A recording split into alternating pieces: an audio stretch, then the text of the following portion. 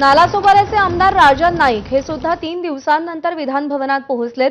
नालासोपाऱ्यातल्या स्थितीवर स्वतः मुख्यमंत्र्यांचं लक्ष होतं असं नाईक म्हणाले। नालासोपाऱ्यासंदर्भात मुख्यमंत्री बैठक घेणार असल्याचं त्यांनी सांगितलं।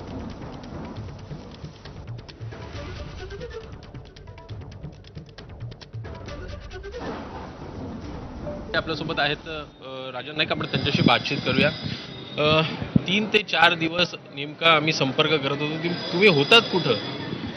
3 ते 4 दिवस मी नालासोपारा, विरार, वसईमध्येच होतो, परंतु नेटवर्क नसल्यामुळे, मोबाईलचा नेटवर्क नसल्यामुळे आपला संपर्क झाला नसेल। मी महापालिकेमध्ये काल अर्धा दिवस वॉर रूममध्ये होतो, महापालिकेच्या या संदर्भातल्या पुढील याच्यासाठी तयारी करण्यासाठी, आणि 3-4 दिवस लोकांशी सतत संपर्क होतो। ज्यांच्या घरच्या जी काय मदत करता येईल ते प्रशासनही करत होतं। आमचे सगळे कार्यकर्ते, आमचे नगरसेवक, आमचे गटनेते वगैरे आम्ही सगळे लोकांच्या मदतीसाठी आम्ही बाहेर फील्डवरती होतो। हे खरं आहे की जनतेचे प्रचंड हाल झाले। लोकांच्या घरातही 2-2, 2.5 फूट, काही घरामध्ये सखल भागामध्ये पाणी शिरलं।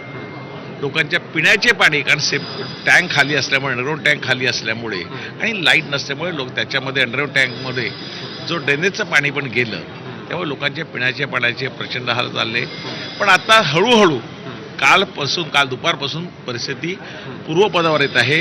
MSCBचे मोठ्या प्रमाणात ट्रान्सफॉर्मर उडाले, त्यामुळे माननीय मुख्यमंत्री महोदयाने काल स्टेटमेंट केलं आणि मुख्यमंत्री महोदयाचं सतत लक्ष आहे।